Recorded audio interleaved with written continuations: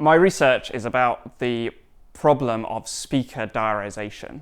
The best way to describe this is imagine that you were in a room with 3 other speakers, maybe a meeting room, and you had a microphone in the center of the table. Could you work out how many speakers are speaking and who is speaking when, just using that audio from that microphone in the center of the table?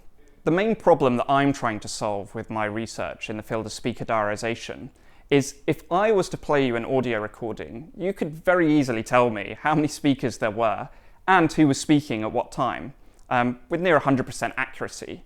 But this is something that a computer finds extremely difficult to solve.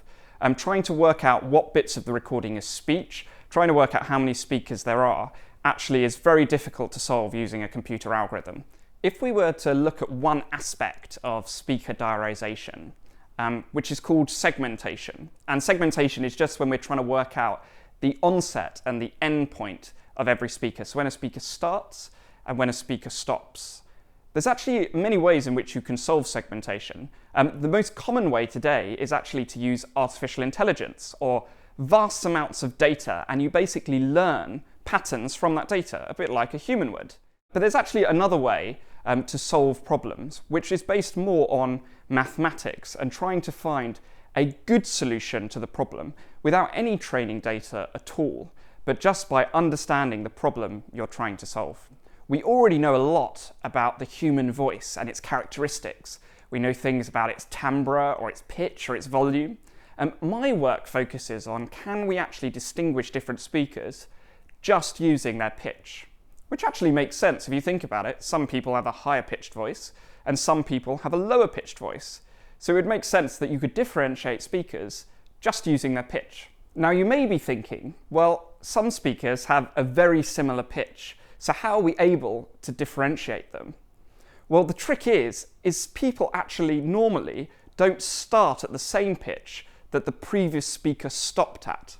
So if we can actually track someone's pitch over time, we can see jumps in the pitch when a new speaker starts speaking. And that's how we can solve the problem that even when speakers have similar pitches, we can still work out when the speaker changes. So how do we actually calculate the pitch of someone's voice? When we speak, our vocal cords clap together at a particular frequency, and they create not only a resonance at that particular frequency, but also at multiple harmonics. So what do I mean by that? Well, if you had a fundamental pitch frequency of 100 Hertz, you would actually see resonances at 100 Hertz, 200 Hertz, 300 Hertz, 400 Hertz, and so on. So if we know these resonances exist, how can we actually go about detecting them?